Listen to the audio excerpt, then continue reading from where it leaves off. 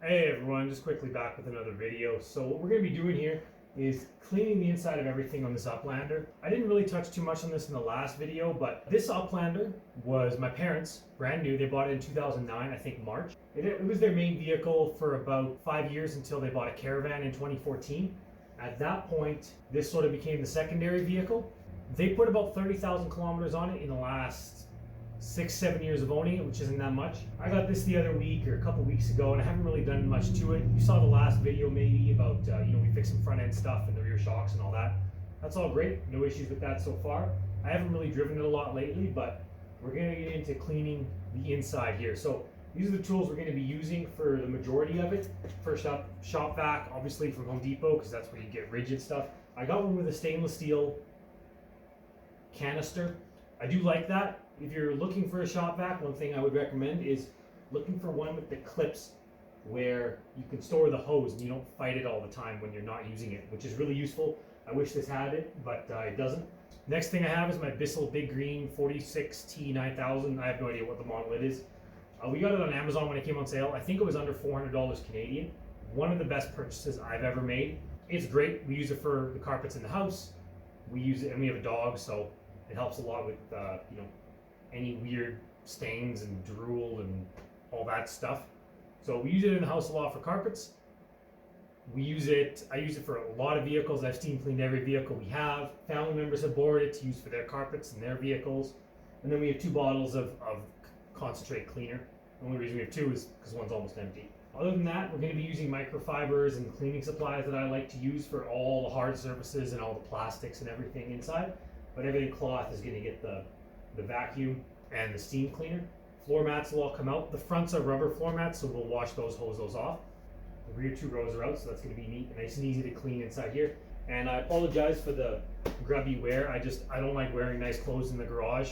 If I wear them here, everything turns into garage clothes. So wearing the Sunday's best, as they say.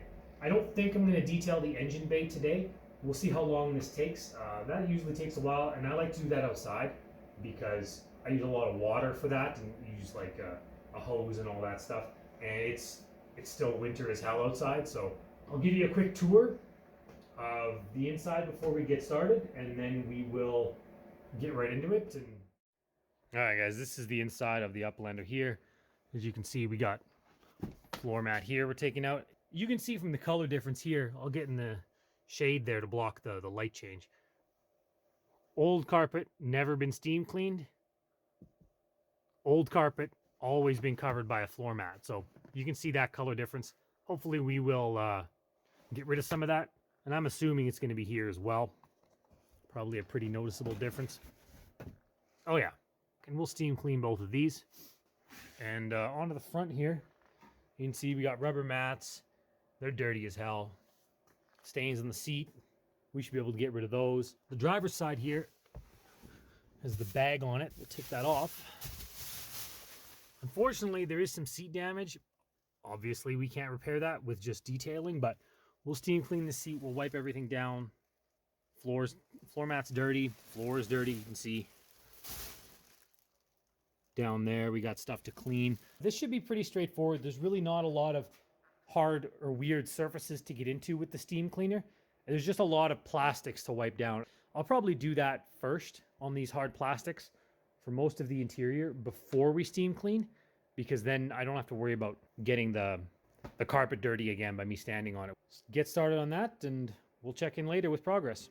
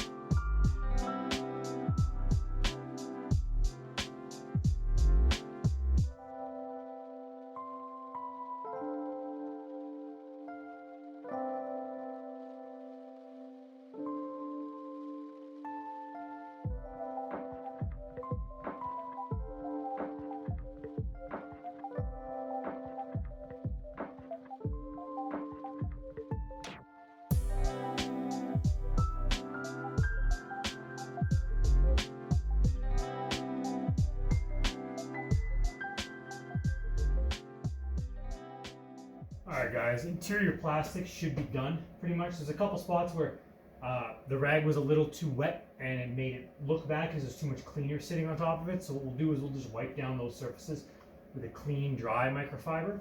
The next step is going to be vacuuming, I think. After that, break into the steam cleaning. We need hot water for that, so I gotta run inside and fill that thing with hot water before we start steam cleaning. But that should be the order of operations. Check back in a bit.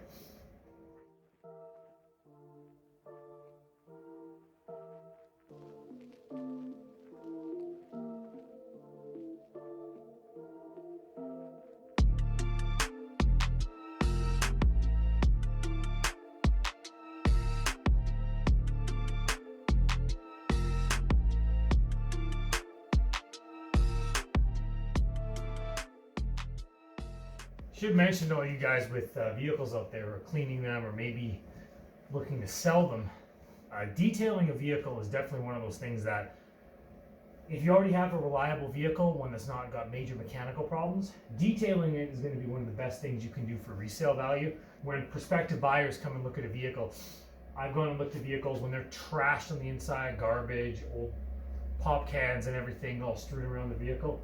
There's no way I'm buying that vehicle. It goes to show, how that owner takes care of the vehicle. So always try to detail and clean as much as you can. If you don't have a steam cleaner, you can either skip it, which I wouldn't recommend because you'll end up seeing how much we get out of this, or rent one from a supermarket for like 20, 30 bucks, whatever it costs in your area.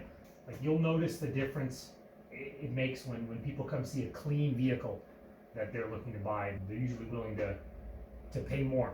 I mean, if you're already buying and selling a lot of vehicles, you know that. I'm not really into the buying, selling, flipping. I have bought my fair share of vehicles to own and sold my fair share of vehicles as well. But definitely keeping them clean is, aside from being in good condition mechanically and structurally and suspension and all that taken care of, but detailing the interior is one of the best ways you can increase your resale value. The vacuuming's done. It's just a box, so it's pretty easy to vacuum. We'll deal with the back seats. I'll steam clean those another time. These rear seats have seen very little use. We'll do that another time. That's no big deal. We're probably going to use this van. I have no idea what we're using it for. Anyways, we'll get back to it. I think it's pretty much time to start steam cleaning, so I'll get some hot water and everything, and we'll get back to it.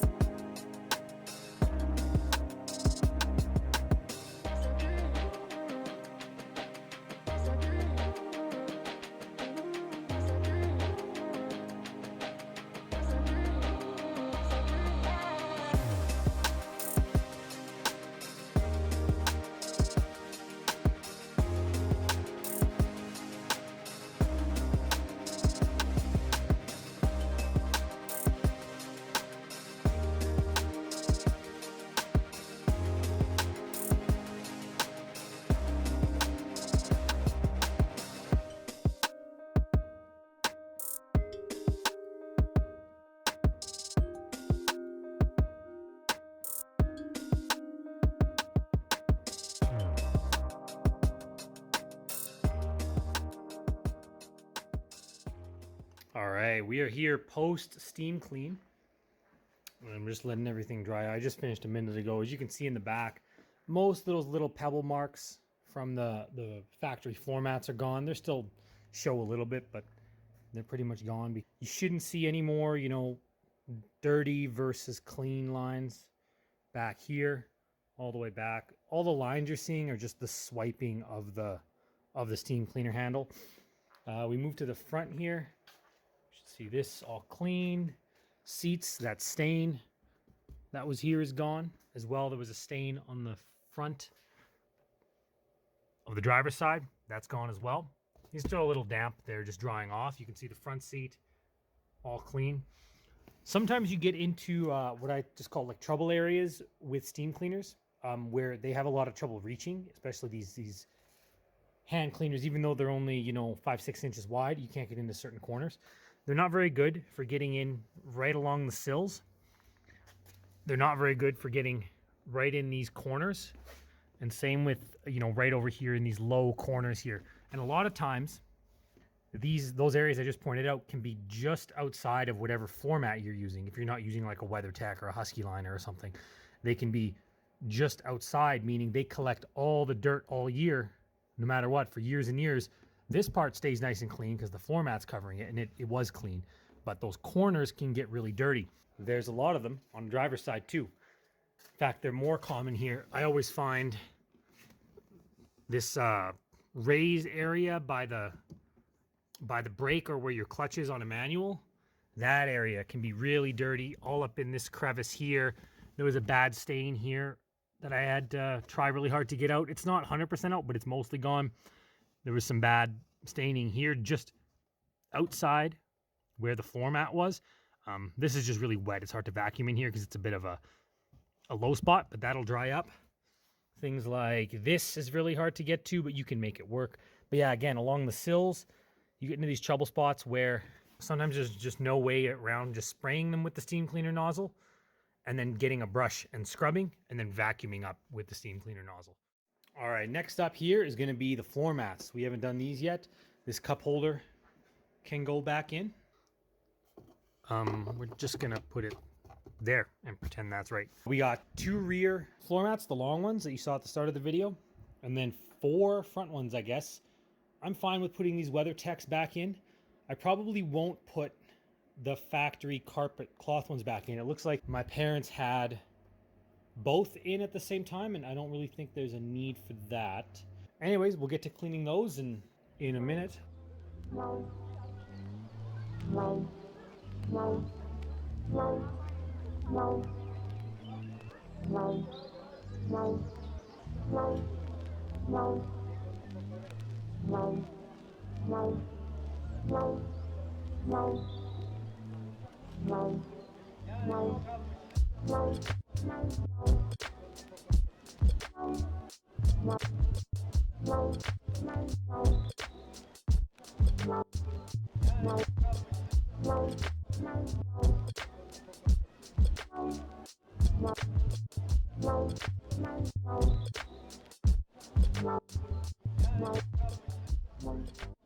Alright guys, so we're done with the steam cleaner now, which is good because it's out of fluid. I'd have to go refill it right now. So we did the 2 rear floor mats, those are drying. These are the 2 front floor mats, the carpet ones. These aren't perfect. These are usually the dirtiest part of a carpet on a regular car because your feet are always on them. Summer, winter, slush, snow, mud, it doesn't matter. You're always on these mats. Could I keep going at them for another hour and get them even better? Yeah, I could. Am I worried about getting them back to 100% clean? No, I'm not. And am I even really going to use these? Probably not. I have rubber ones. I'm not sure why my parents had both in the vehicle. They had the rubber ones on top of these. I'm not going to put these back in. I don't think these offer any protection over and above just using the WeatherTech rubber ones. Those are just going to get sprayed down with cleaner, scrubbed with the $3 brush, and I'll probably just rinse them off. Those should come pretty clean pretty quick. Rubber ones usually come clean if you scrub them a bit. So anyways, let's get to that.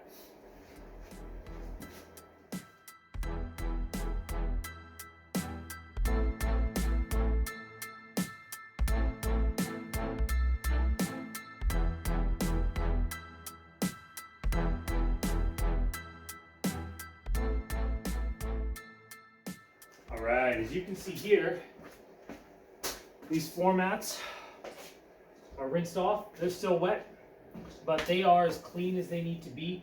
I'll see if the floor is dry enough now. The floor is still a little bit damp, so we'll just let that air out. And that's it. Let's take you on a quick tour here. Front floor mats, clean enough. Rear floor mats, I'm not sure why one looks darker than the other. Maybe it saw more sun or less sun over the years. Or maybe it's just a little wetter than this one. That might be it. This one feels a little more damp. No big deal. These are the two fronts, clean enough to be put back into storage. And then in here, we should be dry in a few hours. But that's what it looks like now afterward. That's a lot better than it was before. Anyways, if you have any questions, leave them down below. Drop a like if you like the video. And we will probably be back with another vehicle video at some point soon once we figure out what we're doing next with this. Anyways, take care. Have a good day.